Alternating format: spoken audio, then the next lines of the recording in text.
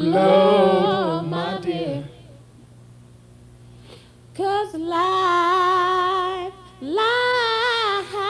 is a trip, and then you die.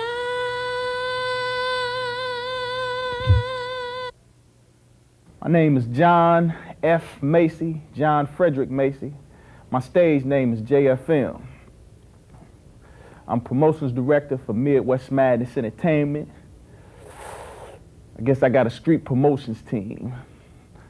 My cats, Destry and Sean, you know, they was doing their thing as far as doing some music. It was a group, I forget the name of the group, that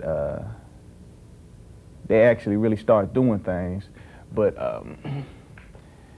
Des' brother Stan, he was in the deal at the time, and he was kind of training them.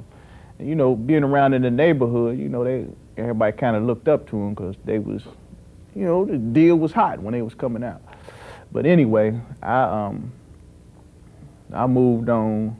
I went to school, and when I came back, I went to school in Alabama. Then when I came back home, you know, I got in touch with Des, and they were still doing their thing. You know, it was KTK, kicking the knowledge, and you know, I went back to him and I told him I could rap now, you know, because back in the day, I ain't never really rap. I used to see them rap, you know, being around dancing and all, but I could never rap. But I kicked a verse for him. You know, he said I had skills, so we just hooked up from there. Before me and Des really started doing things, Sean and Des, they was they was over Sean's house, and they really started moving, you know, as far as a production team. They got involved with DATV, and they started doing videos also. And by them doing production, you know, they ran into Vaughn. Vaughn was in a group called Chaos. It was her and another young lady by the name of Gwen. I forget her last name. But they was doing, you know, some tracks, and then that's when I came back in, and, you know, we did a couple tracks together. And I had wrote this song a while back. It was called John Frederick. And if I remember correctly, I was the first video that they did. It was just like like a guinea pig type deal. You know, this is their first joint that they was trying to do, and it turned out real well. You know, we were surprised at it, and the rest from there, we just started working as a team. And you know, my favorite thing that happened, you know, during all this is a young man came up to me, couldn't be no more than 7 or 8 years old, and he said, "You one of them Kinfolkz, ain't you?" And I was like, "Yeah," you know. And out of just the recognition and the smile on his face and how, you know, we sat and talked for a while, and I ended up giving the guy a tape, you know, and he went and told friends, and, you know, we had a nice little relationship. But as far as dealing with the children, that right there, I have children of my own, and enlightening their lives and doing things that bring them positive messages and to let them know how to really survive, you know, in this world we are today. That's a very important to me.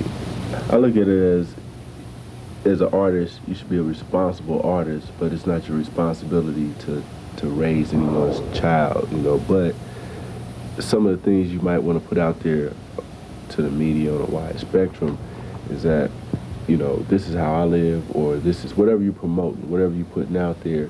Just make sure that if it comes down to it, you can prove it.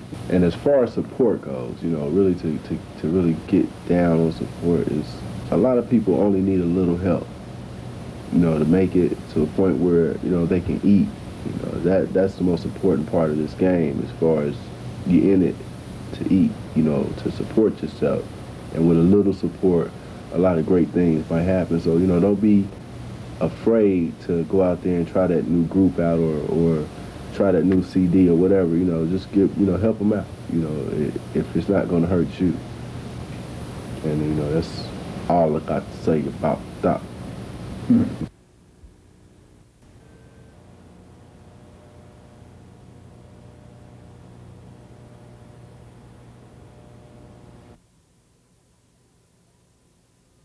I guess I'll tell you a little bit about me. I guess Kinfolkz, we came up, I guess young, just young black kids. They could rap, they had skills. Somebody had a keyboard, somebody had an 8-track. We said, okay, we gonna do this. So we got skills and we can do this. So myself and Dad Smack, Mr. Sean and JFM, we said, all right, we gonna do this. We all love each other. Basically, we grew up together. Kinfolkz represent family, and that's what we are. So that's what we do. We first started out with Keeping Them Blind back in, I guess our single dropped in May of '96. And really had I don't know, being from a little town where you really have no friends. Everybody say that hometown doesn't show you love, your hometown doesn't show you love. You gotta go elsewhere to gain things. I believe that's true to an extent, but here, they've shown us love. We got better music, and we have, I guess, last time we just came out with tapes that were mastered off of tapes. Now we got a DAT machine, and I guess we're doing it the professional way, but without the professional money. And we're coming up. We are gonna come up.